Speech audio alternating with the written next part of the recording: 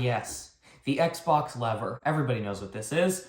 I don't think I need to explain how the Switch has been like the most influential console ever made, because really, it has been, and there's a pretty good reason for that. It was the first console to really shake things up a bit. I mean, you had Sony, they did the PlayStation, and then the PlayStation 2, and then the PlayStation 3, and then the PlayStation 4, and then the PlayStation 5, and then in the mix of that somewhere along the line, they did the PlayStation Portable, and then the Vita. I'm sure you guys remember the Vita. This was the first legitimate system to be a portable console that just worked onto a TV. It was basically a portable system and a home console at the same time. The idea for this is you have this and nothing else. And it makes sense. How better to capitalize off of the video game industry than to make a console that does everything? And I mean, it's debatable whether or not this did a very good job at its job. I mean, people have had discussions over different consoles being better hybrid systems than this, but really, this is the best one right now, except for the fact that the Switch 2 is about to show up, and then that's going to shake things up even more. But the point is, this is a pretty fancy pants console. Look at it. It's beautiful. It's got 2 thumbsticks. It's covered in face buttons. In fact, it's got so many buttons that you don't know what to do with that they invade the inside of the controller right here like this. You can push this and then turn it on, and now it's on. Then you push the button and hey, look, now we're playing Minecraft. Isn't that just magnificent? I cannot, oh my god, I cannot see from this angle. So that begs the question. Well, how did we get here? How do we get to something like this? I've got the answer for you, and you're gonna love the thing that I'm about to slide onto the screen. That's how we got here. Look at this thing. Look at this absolute beautiful, this gray brick. It looks like something that you would put into a wall to secure it. This is the Nintendo Game Boy. And this is what we're reviewing today. So obviously comparing this to the Switch would be criminal. I'm only putting this here because of comedic reasons. I mean, look at this. You got this thing and you got this infinitely more high-tech console. Which one's better? Well, the Game Boy, obviously. We'll get into that later and why that is. But really, no, that's not what I'm going to be comparing the Game Boy to. I got a much better and more fitting referee instead. The Nintendo 3DS, obviously, because if you really think about it, the 3DS is the last version of the Game Boy that ever came out. If you count the DS family as being part of the Game Boy family, since the Game Boy Advance SP kind of directly evolved into the DS, and that evolved into the 3DS here, and that's the way it was meant to be. This system is kind of the newest, most interesting version of the Game Boy that ever came out. And while it doesn't play the same cartridges, it is actually a relatively similar system in terms of like the stuff that it does, just with a bajillion more things that it does. But regardless, that's for me to address later. We're here to talk about this thing right now, and you know how we gotta do this. We gotta talk about the design. This is like the most recognizable design to ever exist on any system ever. Look at it. You look at this thing once and it's in your memory forever. It never leaves. As soon as you see one of these, it sticks in your head and it remains there forever. And for good reason. Look at this thing. It literally looks like a calculator. I've never seen a system that looked more like a calculator than this, to the point where it uses the same kind of screen as what calculators use. It's a calculator with a D-pad. Why does it have a D-pad? Because it's a game system and not actually a calculator. You could probably fool people into thinking that this was a calculator if you brought this thing to school and you were sitting there playing Tetris and everyone was like, oh, you're doing calculations over there, you'll be fine. And no, you're not. You're stacking blocks and making lanes go away. That's what you're doing. You're not learning anything. You're rotting your brain in the most tactical way possible because you've got this gray brick. And considering it's a gray brick, it actually looks pretty good. Honest to God, this doesn't look that bad at all. I mean, like, you've got everything you need. You got the screen, you got the bezel, you got the controls down here, you got a speaker in the corner. On the side, you have a contrast dial, which you're gonna fall in love with, and I'll explain what that does later. You got external power, you've got an on and off switch on the top. On the side, you've got a volume dial and this little external port, and on the bottom, it's a headphone jack! This is more high-tech than the phone that's filming this video. Imagine that. Imagine this thing from the 80s being more high-tech than my phone. Unbelievable. unbelievable. And on the back, you've got the most critical flaw that this thing has. No, it's not the cartridge slot. Oh, no. Okay, but we'll get into all that later. Don't worry. We'll get into everything later. The build quality here is absolutely amazing. This came out in '89, and it feels like it came out today. This thing feels magnificent in the hand. It is sturdy. It's made with incredibly thick plastic, the same kind of plastic that the Nokia 3310 was made out of. You know, that durable, like bulletproof feeling plastic that seemed like it could take anything? And it's true, because one of these survived a bomb blast. I'm not making that up. Someone in the Gulf War had one of these, and a bomb went off, and it still worked.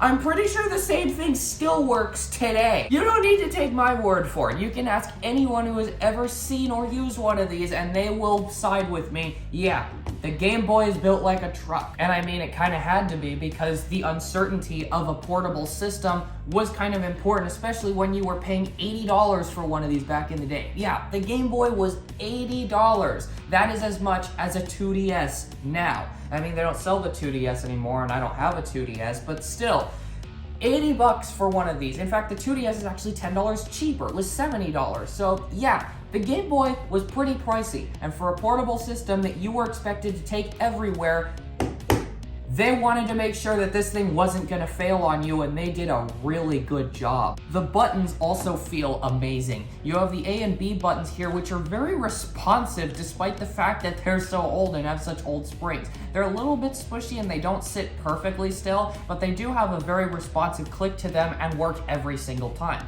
The D-pad is also very responsive, and it's one of the best D-pads that I've used on any system, except for one problem.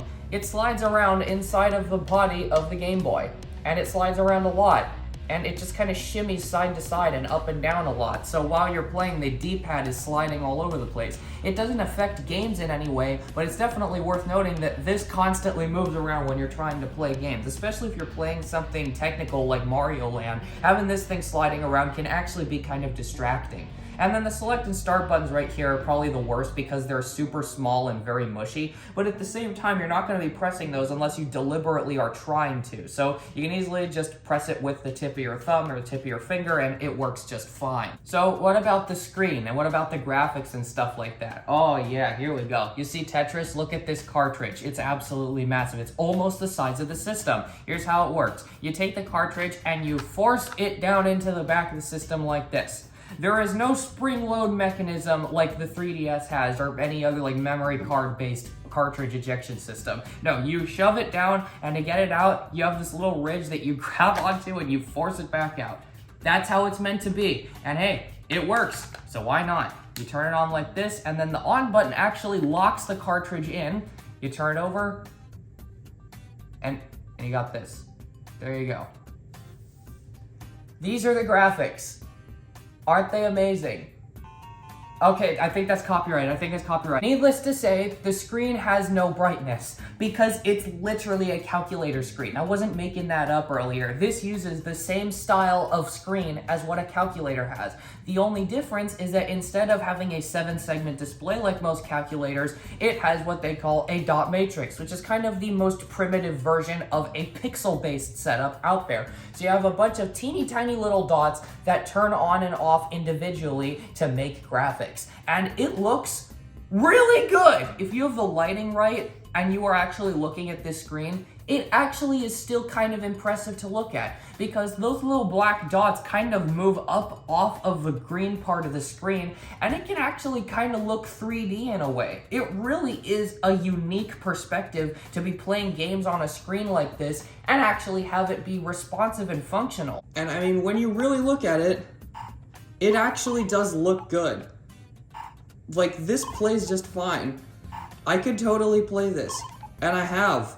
I played this version of Tetris more than I play any other version of Tetris. And that's not just because I like using this classic hardware back from the 80s. This is legitimately the most functional hardware that I have to play Tetris. It is very, very responsive, and it would surprise you how responsive it actually is, but it works. And it's very difficult for me to hold this thing still to show you guys. The point is that you can still do it. You can still have this thing hang around nowadays, which is incredibly impressive because most modern systems really are designed to fail after a certain period of time. And it really sucks that I have to say that, but I have proof of this happening. You guys remember earlier the Nintendo 3DS over here? No online store. This relied on online services, including things like Street Pass, the Miiverse, and the Nintendo eShop. And all those things were closed, exclusively because Nintendo said so. And same thing goes with the Wii U, the console that this was paired with.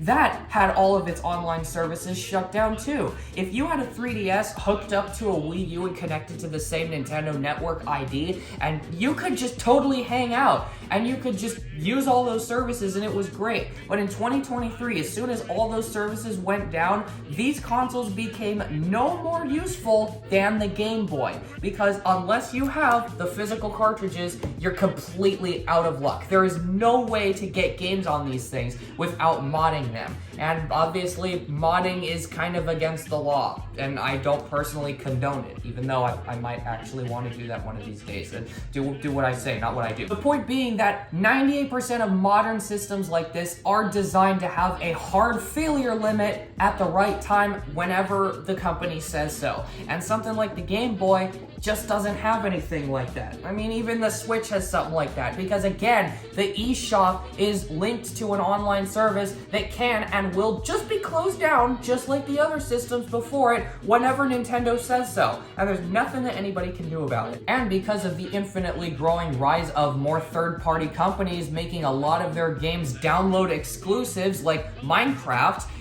yeah, once that goes down, about half of the library for the Nintendo Switch will be completely inaccessible forever and ever and ever. And there's nothing that anybody's ever going to be able to do about it, which is incredibly disappointing, and you shouldn't have to worry about that. You want to know what you do with the Game Boy? You take your cartridge, you put your cartridge in it, you turn it on, and it does what you want it to do.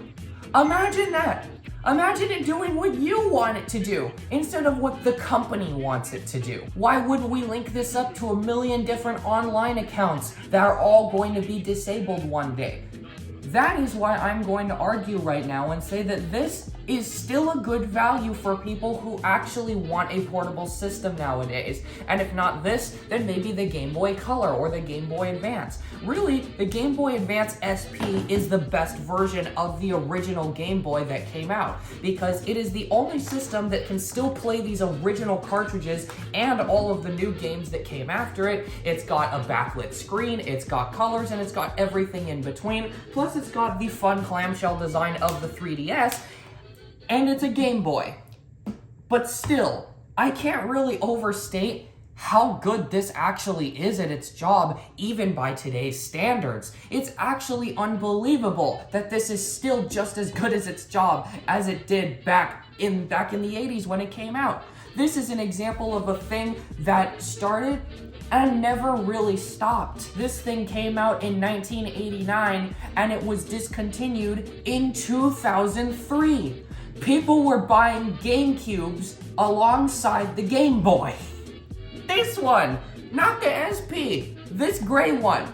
This is what was being sold next to the GameCube because people wanted it, because it was good at its job. Nowadays, everything has some dumb, stupid, arbitrary, dumb, stupid limitation that has no reason to be there, when back in the day, you got something and it did what you wanted to do, and that was the end of the conversation. And it just sucks that things like that don't exist anymore.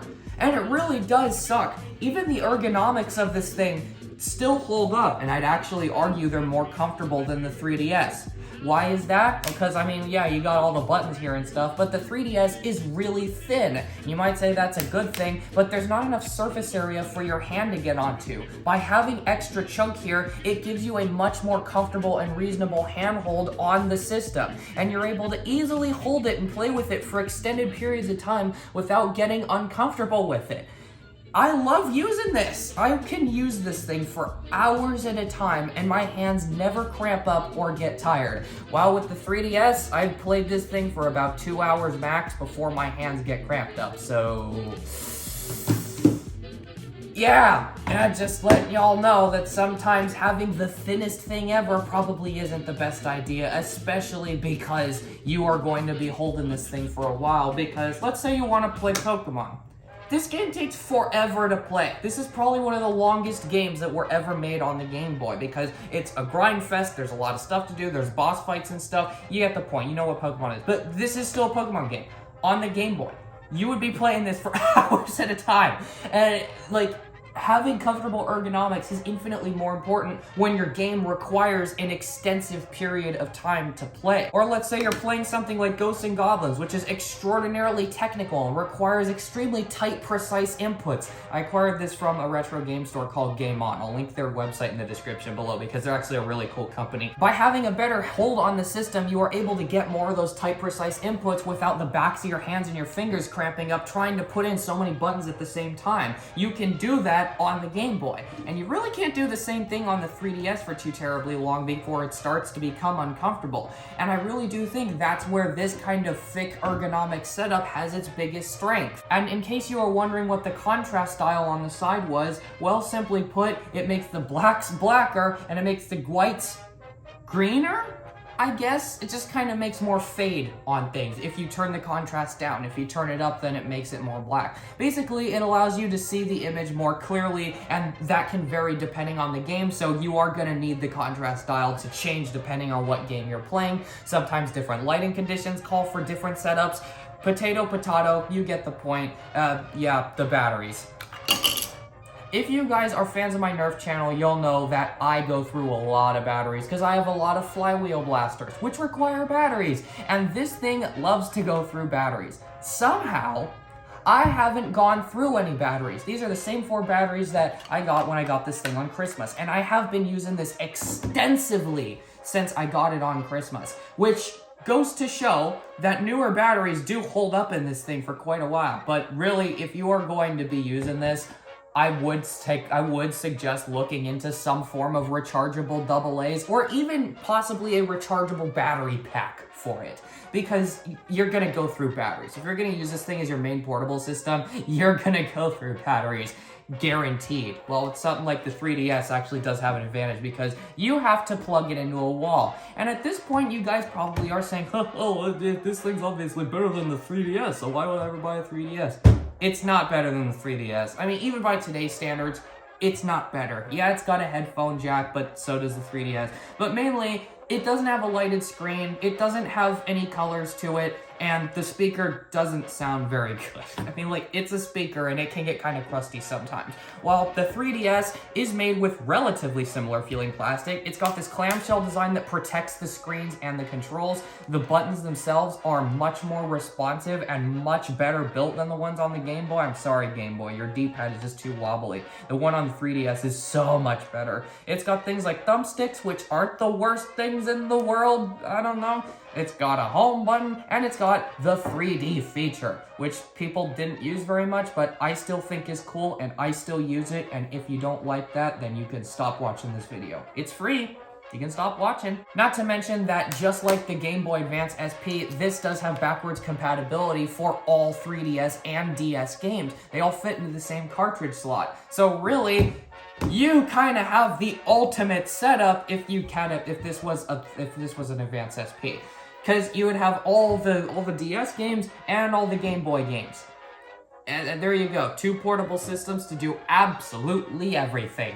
But I don't have that. I have the original one, because the original one is the most tactical one and the most well-known of the Game Boy family. So obviously I'm going to do a video on this one. Maybe in the future, if I do acquire the other systems in the Game Boy family, I'll do videos on those as well. But I don't know if that's ever going to happen, because as you go up the ladder, they get exponentially more expensive, and this one was already like $150. So I kind of have to make my money back on this one before I can even think about doing the other ones. And that's the way it's meant to be. So yeah, in conclusion, I love the Game Boy. It's a really cool system. It's not perfect by any means, but considering this came out in '89 and is still completely functional nowadays, that's kind of a big deal, because you plug a cartridge in and this does what you want it to do. Not what it wants to do, what you want it to do. And that's all it does. It doesn't have any extra bells and whistles that rely on the internet. It doesn't have any dumb accounts that you have to go through. It doesn't have any joysticks that are inevitably going to start drifting at any point. You've got a gray brick with puke-colored graphics that is still the same brick with puke-colored graphics that it was back in 1989, and that is awesome. So with all that said, thank you guys for watching. Bye.